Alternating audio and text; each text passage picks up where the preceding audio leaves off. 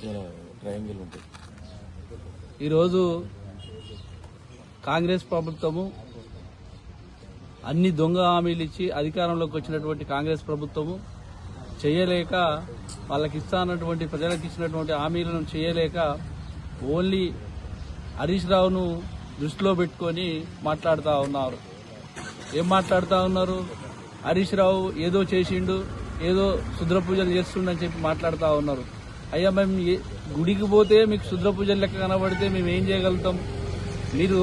మేము ఎడిపోయేది ఎడిపోతున్నాం అనేది మీరు చూసి బంద్ చేసుకోండి. మీరు చేసే పనులు చేస్తా అన్న రైతులకు ప్రజలకు చేస్తా అన్న అభివృద్ధి కార్యక్రమాలు చేసి చూపించండి. అది ఈడి వదిలిపెట్టి ఈయన ఏం చేస్తుండు, ఈయన ఎడిపోతుండు అని మీరు ఎందుకు చూస్తున్నారు? మీరు ఇవన్నీ అవి మీకు అలవాటు ఉంటాయి. శుద్ర పూజలు కానీ తాంత్రిక పూజలు కానీ మీకు అలవాటు ఉంటాయి. బీఆర్ఎస్ పార్టీకి ఉద్యమ పార్టీ, తెలంగాణ సాధించిన పార్టీ, తెలంగాణ సాధించిన నాయకుడు కాబట్టి అటువంటి అలవాట్లు ఏవి కూడా హరీష్ రావుకు ఉండయి. అటువంటి అవకాశం కూడా లేదు, చేసుకునే గత్యంతరం కూడా మాకు అవసరం లేదు. మీరు ఇస్తానటువంటి హామీలు కానీ మీరు చేస్తున్నటువంటి అవినీతిని కానీ ఎత్తి చూపినందుక ఇవన్నీ మాట్లాడుతూ ఉన్నారు. 120 ఏళ్ల చరిత్ర కలిగిన కాంగ్రెస్ పార్టీకి రాష్ట్ర అధ్యక్షుడైనటువంటి పిసిసి అధ్యక్షుడు మాట్లాడవలసిన మాటలేనా ఇవి? మిగతా కాంగ్రెస్ నాయకులు మాట్లాడవలసిన మాటలేనా ఇవి? మీ మంత్రులు చేస్తున్న అవినీతి సంగతి ఏంది? మరి మీ కాంగ్రెస్ నాయకులు చేస్తున్నటువంటి అవినీతి సంగతి ఏంది? ఒక ఎమ్మెల్యే 2.5 సంవత్సరంలో 400 కోట్ల రూపాయల బ్యాంక్ అప్పులు కట్టిండంట. దాని సంగతి ఏంది? ఎక్కడి నుంచి వచ్చినాయి ఆ డబ్బులన్నీ? ఎక్కడి నుంచి వచ్చినాయి? ప్రజలే కదా అవన్నీ ఎత్తి చూపినందుకే కదా ఈ మాటలు మాట్లాడు. ప్రాజెక్టులు నింపమని చెప్పి నీళ్లు గోదావరిలో నీళ్లు వృధా అవుతున్నాయి, ప్రాజెక్టులు నింపాలి, మోటార్లు ఆన్ చేయాలని చెప్పి ఎత్తి చూపినందుకనే ఈ మాటలు మాట్లాడు.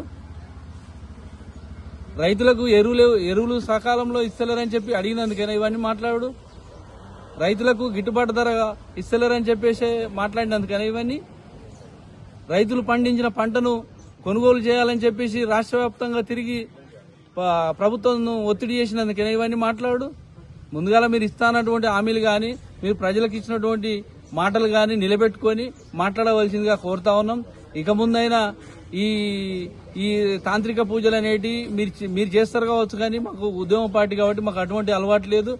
మీరు నోరు జాగ్రత్త అదుపులో పెట్టుకొని మాట్లాడాలని చెప్పి తెలియజేస్తా ఉన్నాం. అదేవిధంగా ఇప్పుడు ప్రజలకు 2 నెలలు అయిపోయింది, వర్షాకాలం స్టార్ట్ అయ్యి వర్షాలు తక్కువ పడుతున్నాయి. మీరు ప్రాజెక్టు ద్వారా నీళ్లు ఎత్తిపోసి నీళ్లు అందియాలని చెప్పేసి రైతులు కోరుతా ఉన్నారు. గద్దెర్చి పెట్టండి. రైతులకు కావాల్సినవి ఏంటో మీరు సప్లై చేయండి, రైతులకు కావాల్సినవి ఏంటో మీరు అందించండి.